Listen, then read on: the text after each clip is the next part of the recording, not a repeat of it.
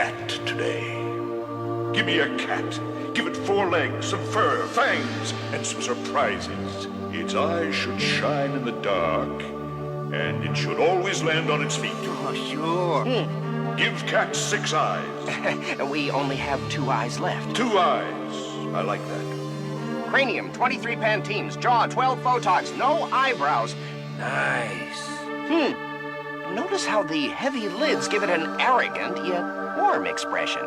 Nice job, Staff. You've designed the perfect animal, cat. However, there is one finishing touch. Give it 9 lives. Hang on. 9 lives. Everyone else gets only 1 life. Well, let's just say it would make a great plot for a story, okay? You say you were born under a bad sign. Got a reason to cry. The bad signs I was born under fill up the sky. Yeah, I'm a blues cat.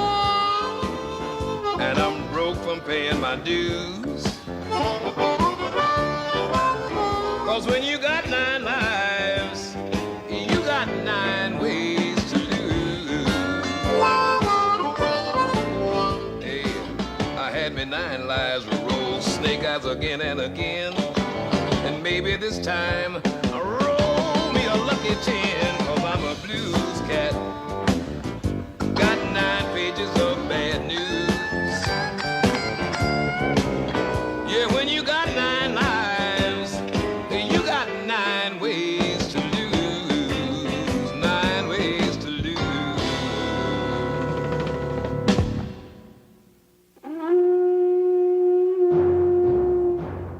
In my first life, I formulated many of my likes and dislikes.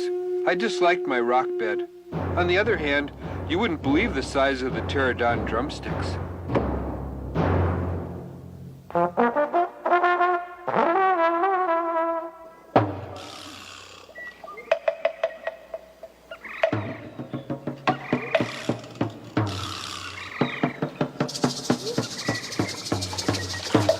About 10 million years ago, the first cat crawled out of the sea.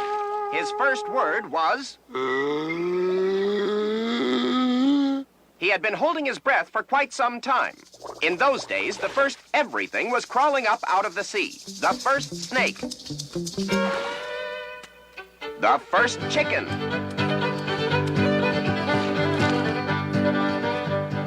Crabgrass. The first real estate salesman.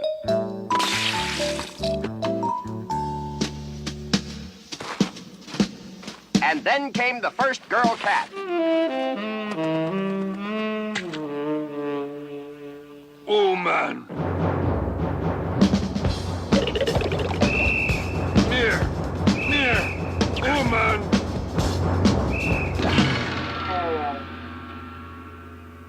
Cat! Cat was caveman talk for darn it. It wasn't long before Cave Cat learned to talk. Foom? Foom. No. Meow. Meow. Meow. Meow. Meow. Meow. Caveman soon domesticated Cave Cat.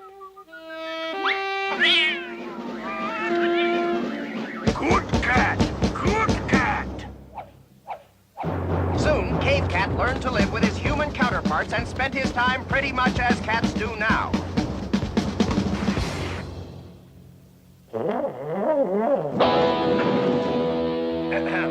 Except for the fire-breathing mice.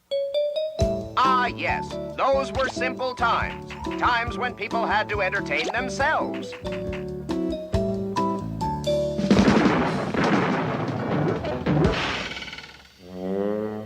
Big Bob, come!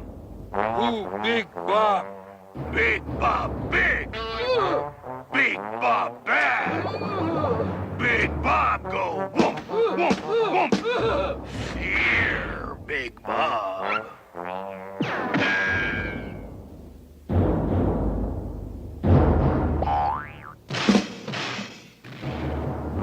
Big Bob. Hence of dogs. Big Bob slobbered and ran away. Cave Cat gave Big Bob a piece of his mind. Aha, Big Bob. Cave Cat go whoomp, whoomp, whoomp. Ooh, stay away, Big Bob, or Cave Cat go whoomp, whoomp, whoomp. Alas, Big Bob returned with the world's first and last frap tree. He wanted to play fetch.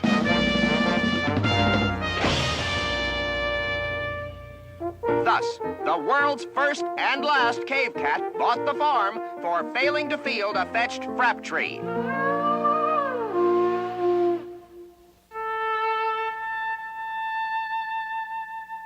In 2000 BC was a good year to be a cat in Egypt. We were revered, even worshipped. Ah, for the good old days.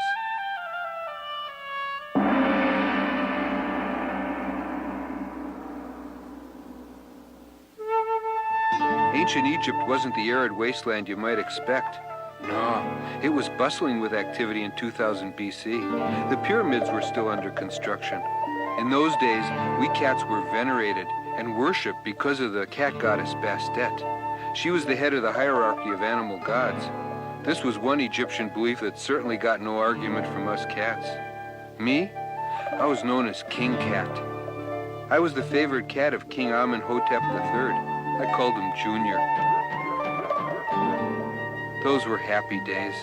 I had my own personal bevy of slave dogs, and for fun I'd go over to the pyramids and torture the construction workers. To the pyramids, you mutts. Let's get a move on.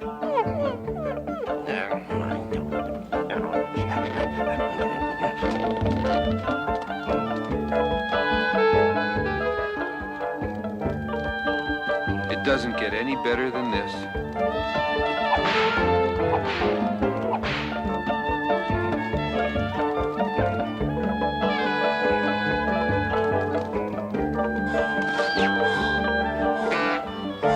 Stay.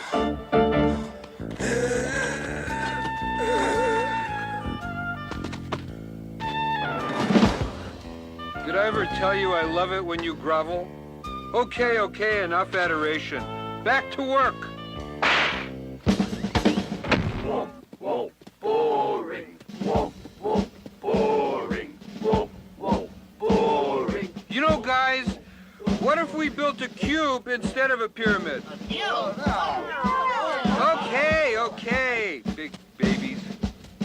Womp, womp, boring. Womp, womp, boring. Womp, womp, boring. Womp, womp, boring. Womp, womp, boring. All right, you, back to work. We got a deadline to meet, you know. I want these pyramids built by Thursday. Hey, have a heart, mate. I'm doing the best I can. If you know what's good for you, you'll get your shoulder back to the stone. Yeah, I'd like to get your shoulder back to the stone. What was that? I just said if you know what's good for you, you'd be back at the temple rather than here picking on us poor slaves. And just what is that supposed to mean? Read the glyphs, mate. Writing's on the wall. I don't like the looks of this. That's right, mate. When the king croaks, he takes all his worldly possessions with him. And you are a possession. Get the picture?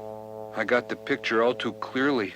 Old Junior's not even bright enough to come in out of a sandstorm. And then to complicate the situation, his evil brother, Prince Black Bart, has had his eyes on the throne for some time now. Ooh, if my lifespan is to coincide with Junior's, I better get back there and protect him from Bart. Giddy up, you doggies. Time's wasted.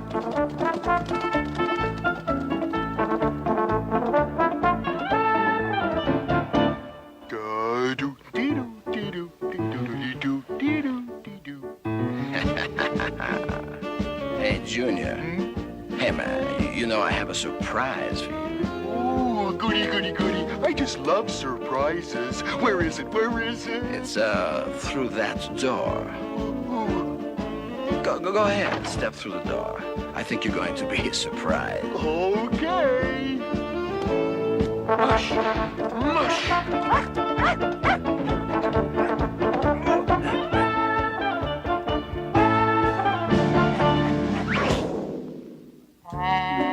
Shucks, I don't see any surprise around here. Ooh, sometimes that black bark makes me so mad.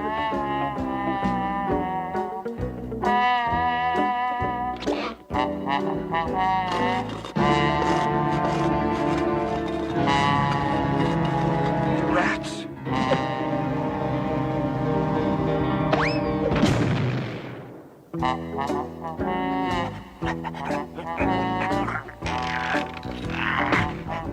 Hey, you shoved me. I'd like to do more than shove you. I'd like to... Ga-do-dee-doo-dee-doo-dee-doo.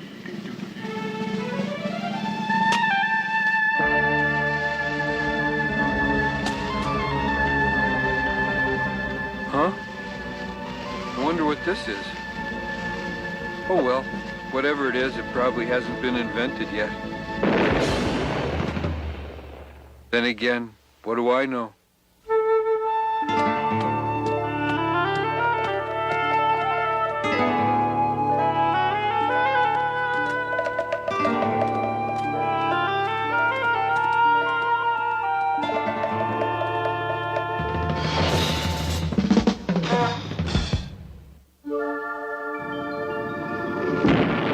Dressed up and no place to go, huh, Junior? What am I laughing about? I should be conserving oxygen. These crypts are airtight. I only have enough air to last about... Let's see, this crypt is about 80 by 40. Let's see, the 20-foot ceiling. I'll run out of air in roughly 73 years.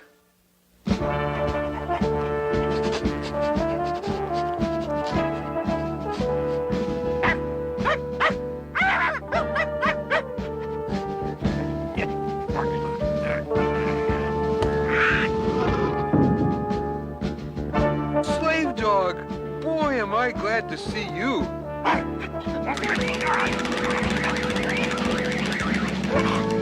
I'll see to it there's a little something extra in your next paycheck. I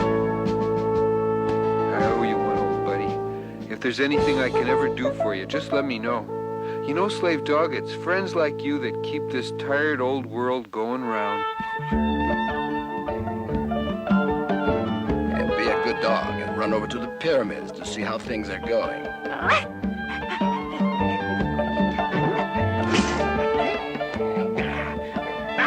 Yes, sir. Right away, sir. Anything you wish, sir. Your wish is my command, sir. I'd like to meet you in a dark alley sometime, sir.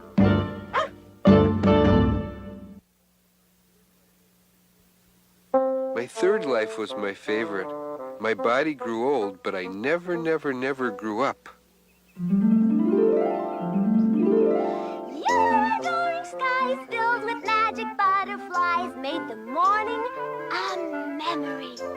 These were the mornings Chloe and the orange kitten liked best. It seemed like it was always summer in the garden. Uncle Todd built the garden during a very intense period of just having fun. He was known for that. Singing and dancing and being every bit a prankster. He and the sun laughed a lot. Uncle Todd joined the circus one spring and sort of willed the garden to Chloe and the orange kitten. From then on, the spirit of Uncle Todd seemed to loom over the plot like a great laughing apparition. This was not the normal garden you might imagine, no. It was inspired by the love of life and the even greater love of living it. The garden had a few of the more identifiable features, of course, like plants and rocks and some fencing.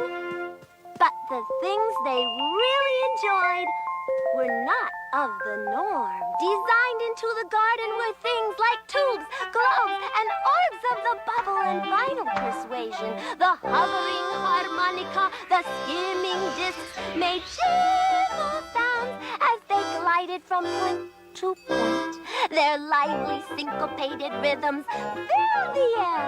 The great part was because as Chloe and the kitten moved from one area of the garden to another, the environment would change.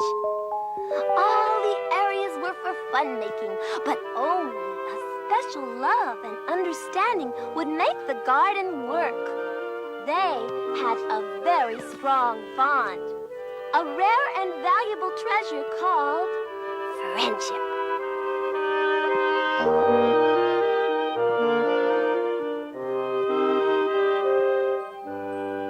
It was a magic life, an easy life, a good life. There was only one condition. Before Uncle Todd joined the circus, he left the two a crystal box on a checkered toadstool. He told them never to open the crystal box. Chloe and the kitten were not used to rules. This never open the crystal box on the checkered toadstool rule was new to them. And as all children are wont to do, Chloe and the kitten were overcome with curiosity. They poked at the crystal box, sniffed it, and gazed longingly at the simple-to-open latch.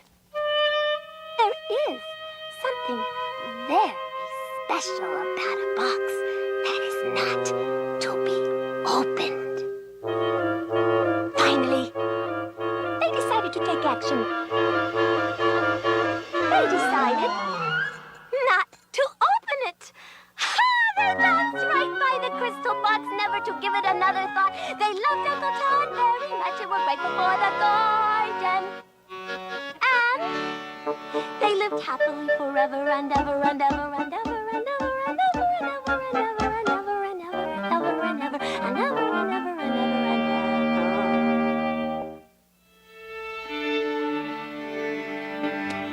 I learned to think on my feet in my fourth life. Thinking was okay, I guess, but now I avoid it whenever possible.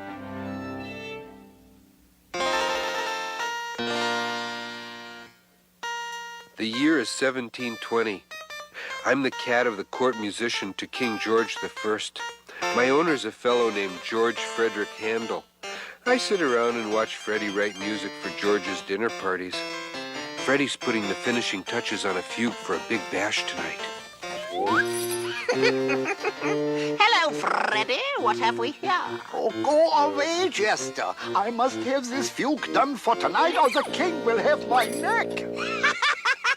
Fugue? Fugue, you say? This is a very important occasion. George is expecting a concerto, don't you know? A concerto? Is there an echo? That's right, Governor. He's expecting a concerto. Oh, there's not time. I can't possibly finish a concerto by this evening. Oh, that's too bad. Oh, well, if we can't enjoy a concerto tonight, we'll have fun at the execution. Execution? There's that echo again. Oh, well, ta-ta, Freddy. Your concerto had better be good. You know how Georgie hates to be disappointed. Here, Cat. I will take the first movement and the second movement, and you do the finale. Right fast. There's not much time.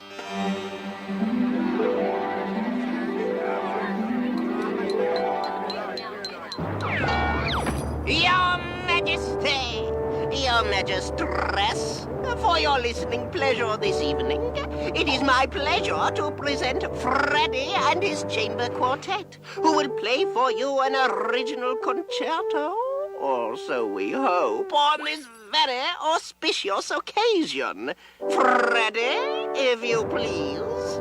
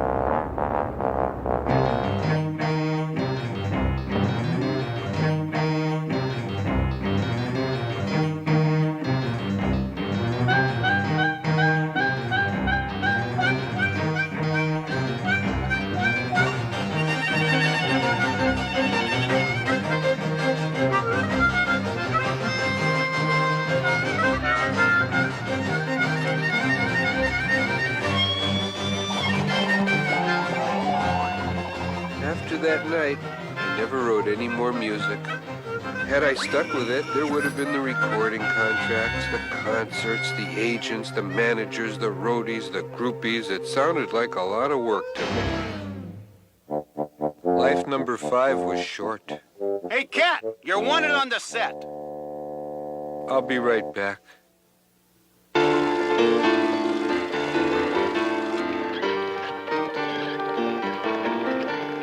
Cut!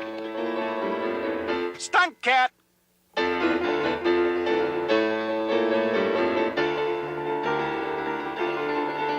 Action! That's a wrap! 6 must be my lucky number, because that's the life I fell in love with music. I also fell in love with a girl who played the piano just for me.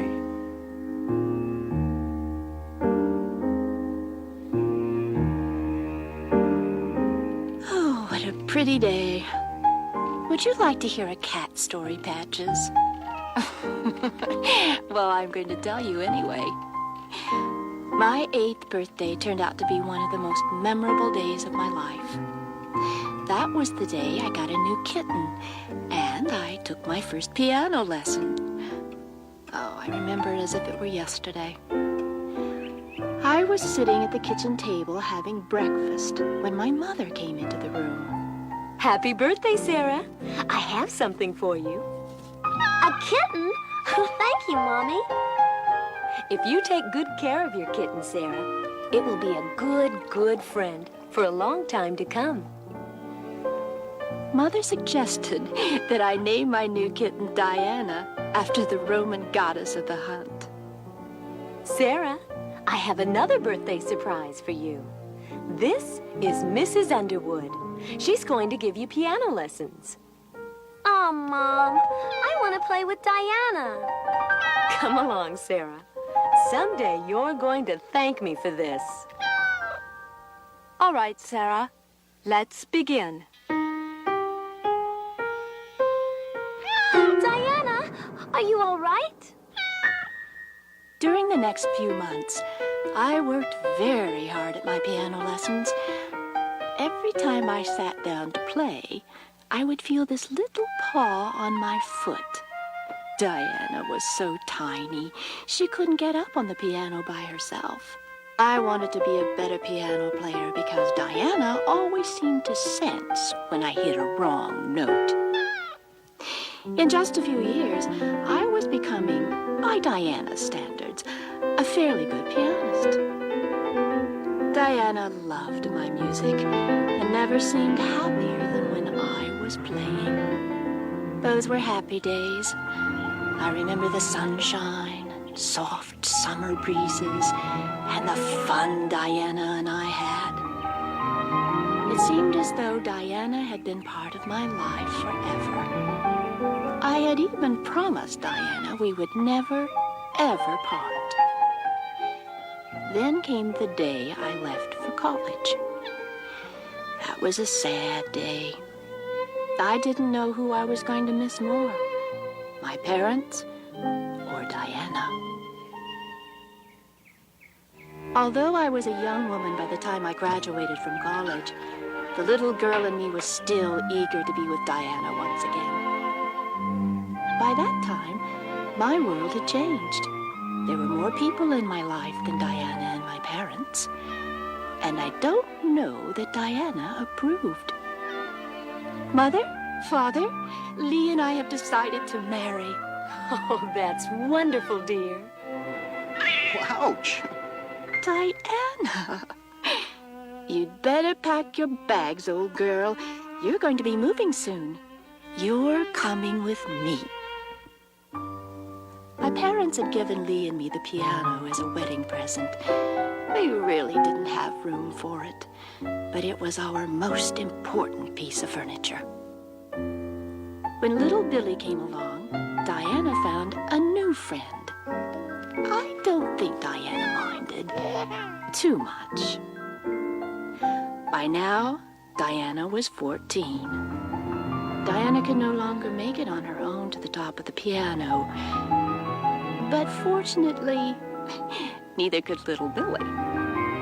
That evening, I could tell Diana wasn't feeling well, so I put Billy to bed early and performed a whole concert just for Diana.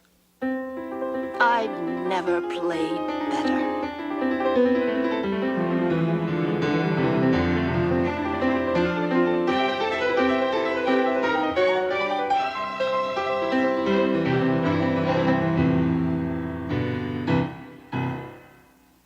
When I finished, Diana didn't want to leave the piano. Good night, Diana. Sometime during the night, Diana managed to get down onto the keyboard. She lay down, put her face on her folded paws, and quietly passed away. It was Diana's testament to her love for my music. Would you like me to play something for you, Patches?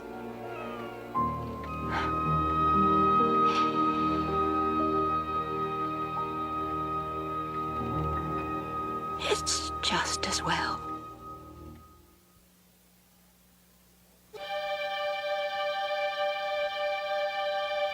In my 7th life, I was a laboratory animal.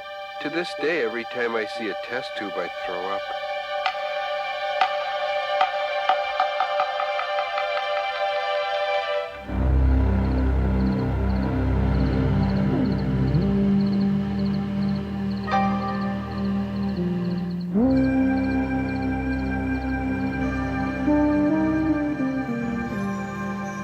Hold on to that cat good and tight now, Larry.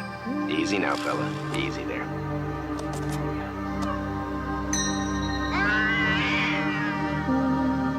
I don't know about you, Larry, but these experiments sound like something out of a horror movie to me. All I know is if this research goes bad, I'm going to put plenty of distance between me and this laboratory.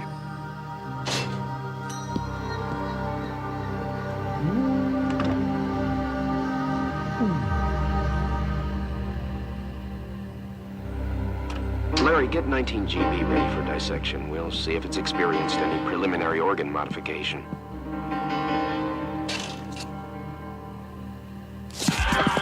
Get that cat! I'm trying!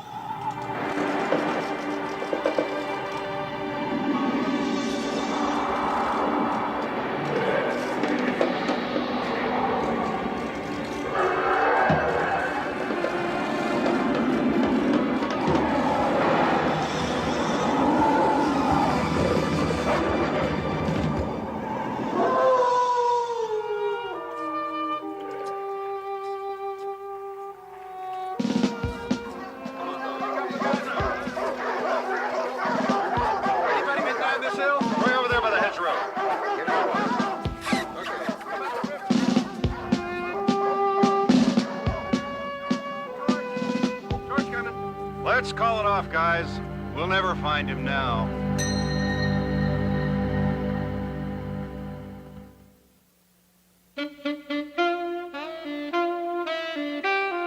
All that I ever was made me what I am in my 8th life.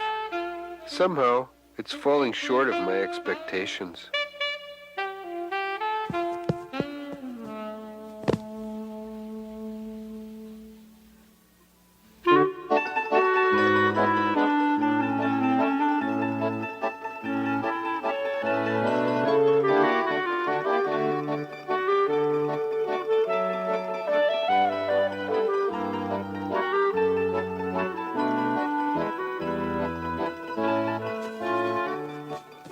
Welcome to the world, little fellow. I think I'll call you Garfield. I'm hungry. Where are we, Mom? In the kitchen of an Italian restaurant. Are Italians good to eat? You have a lot to learn, Garfield.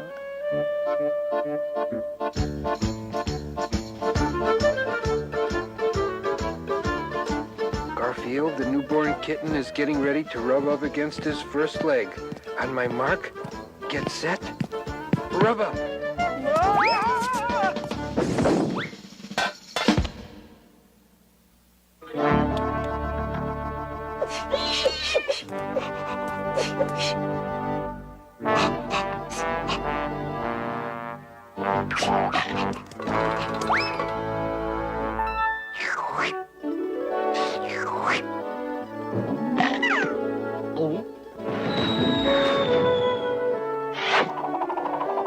I think I'm gonna like this thing called eating.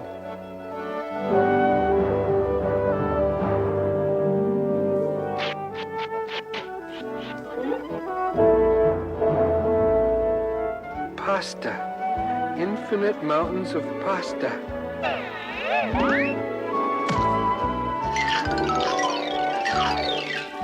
Garfield 1, fettuccine nothing.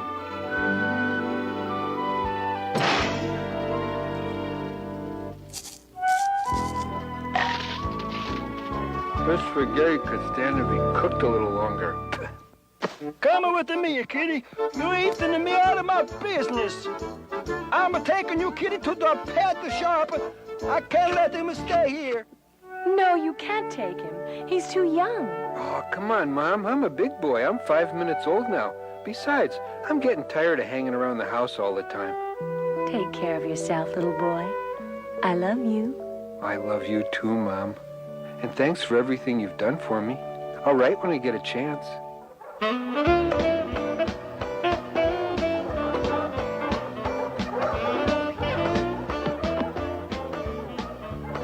Thanks for the ride. Hi, guys. So, what's the program here? Oh, it's simple. All you have to do is look cute. Someone comes in, buys you, and takes you home. That shouldn't take long. Don't count on it. Old Eli's been here 17 years. I'm cute. Take me home. Ah! What's that? Oh, that's a dog. People actually buy them and take them home as pets. Hello there. I'd like to buy a cat. Take me, take me. I'll catch you mice, fetch your paper, scratch your back. Take me. Oh, this one seems friendly. I sleep till noon, and I desire my milk tepid. I require 3 daily scratchings, and I eat a pasta-based diet. No substitutions, please. As far as accommodations, my bed. How are you this morning, Garfield? I'm in a good mood. I let the mailman live. Sit down, Garfield. I have something to tell you. I am sitting down. You must be lonely. I think you need a playmate. Not really. I have my mirror. So, I bought a dog.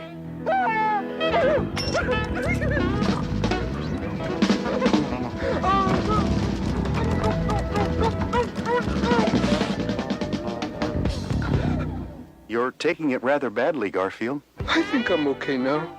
Where is this dog? Garfield, meet Odie.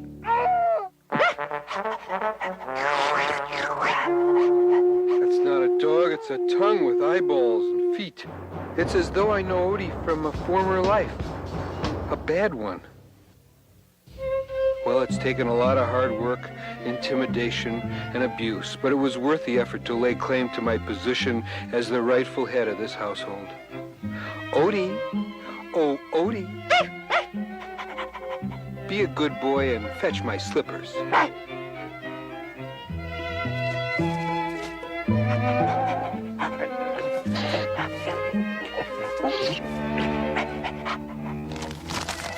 They're on the wrong feet, dummy.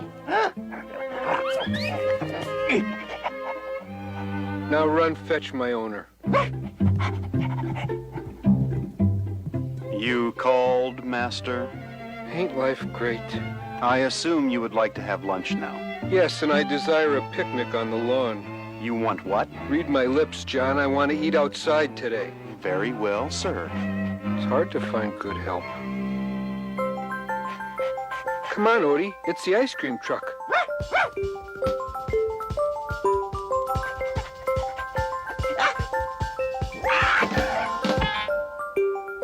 You must have a death wish, fella.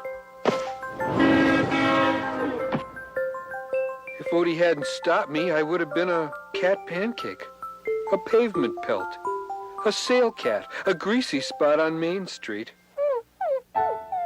You saved my life, old buddy. Listen, I may not be wildly successful in this life, Odie, but at least I'm alive to live it, and that means something. I'll forever be grateful to you, Odie. I'll never forget this. Gather round, children. It's story time. It was back in the 80s, or was it the 90s? Who cares? At any rate, I was a big TV celebrity and a mouser of some note. Well, sir, one day, Odie and I spotted the ice cream truck across the street. As Odie was just about to run into the street, I saw this big truck a-coming. I had determined that Odie was going to be seriously hurt if he crossed the street, and so I wrestled him to the ground at the last minute before the truck came rushing by and squashed him.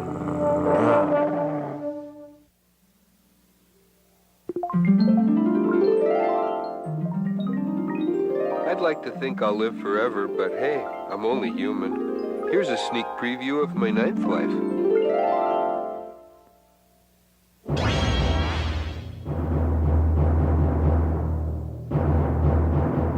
Space.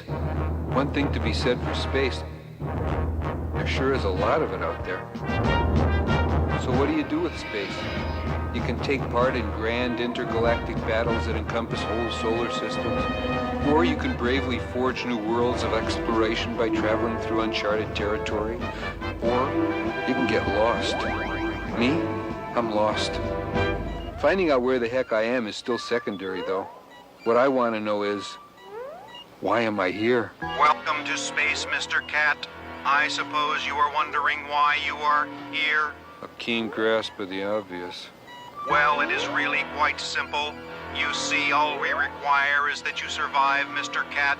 We are monitoring the survival instincts of a cat in his last life. In his last life? As you are well aware, a cat has 9 lives. And don't tell me, I'm living life number 9? I tell it like it is, baby. Cakes. Well, that's just great. Somehow my lives didn't mean so much when I had a few of them to burn. So here I am in the one that really counts, and they stick me in the middle of nowhere in this time bomb. Well, I'd better gather my wits about me. My survival sounds like a job for ODIE, my Operations Data Index Element. It's the smartest machine in the galaxy. Hey, Odie, index and rate all variables of my survival and give me a progressive plan. Arr, he says. Odie must have been built by the lowest bidder. Well, I guess it's up to me now. Just what do I have on hand to survive with? Let's see. I have food, water, artificial gravity, and sand. Well, time to start surviving. Let's eat.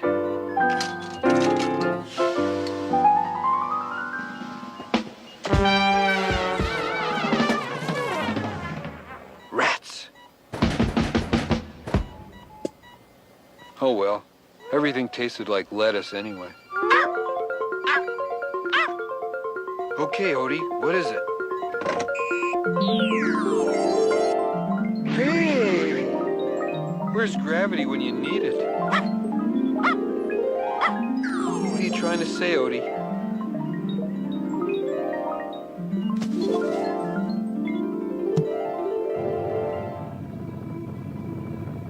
Uh-oh. Hey, you! Kitty cat! What? Who? I am Commander Mendelssohn, leader of the incredibly huge galactic war fleet. The IHGWF for short. We do not like you being here. And to show you we mean business, we will atomize your craft in 5 minutes. Any questions? I said, any questions? Only answers, Mac. Here, take this.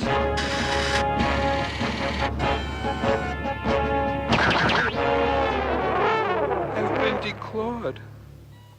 Hey, guys, could you give me just a little more time? This place is a fright, and I couldn't meet my maker looking like this. Come on, have a heart. I'm sorry. We of the IHGWF have no hearts. We do, however, appreciate the tiny ship. We will give you 7 minutes instead of 5. Gee, thanks. There's not much time. I need more hands. That's it, hands. If I can just get over to the crew cloner here, I'll clone a crewmate.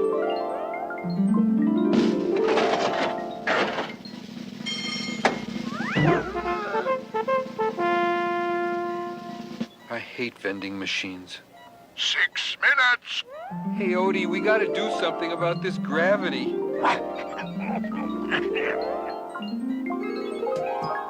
That's it, the gravity machine. Pull the handle.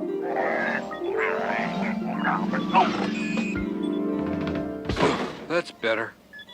Just when things look bleak, something goes right.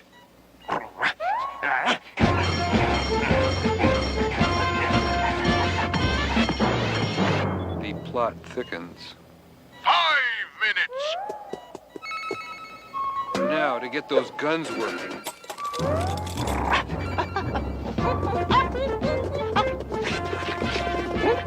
Get out of here. Shoot! Shoot! Get back! Why don't you guys play in traffic or something? That's it. Odie? Take these guys down to the launch platform. Put these clones in the drones. We'll launch an all-out attack on Commander Mendelssohn and his Igwa, Wagga, Hugga, Wagga, whatever. Hurry! Okay, Commander. Brace yourself. This cat has a thing or two up his sleeve.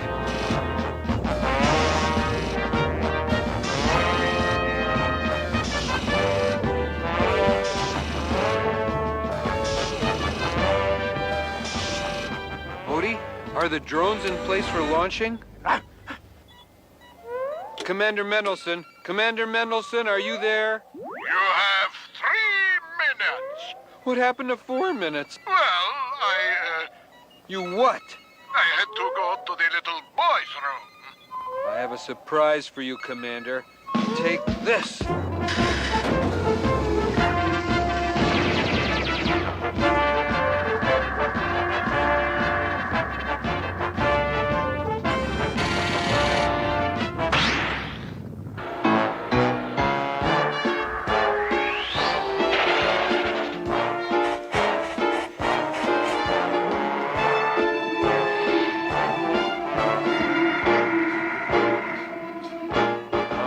Gotta get those guns working. 1 minute.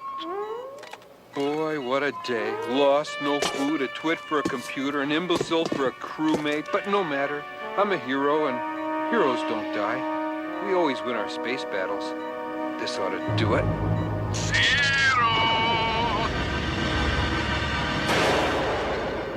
Nice touch.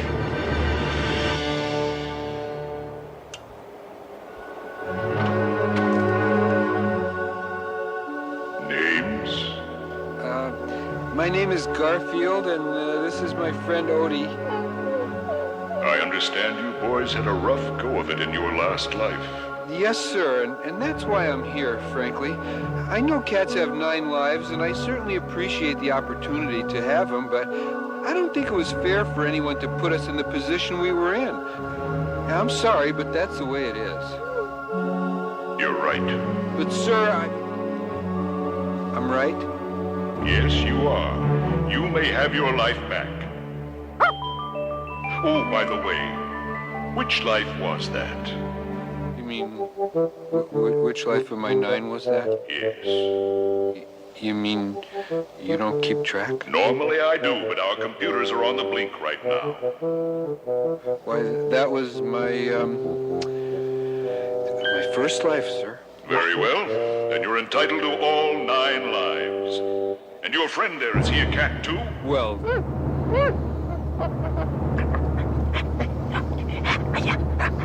Yeah, he is. Then so be it.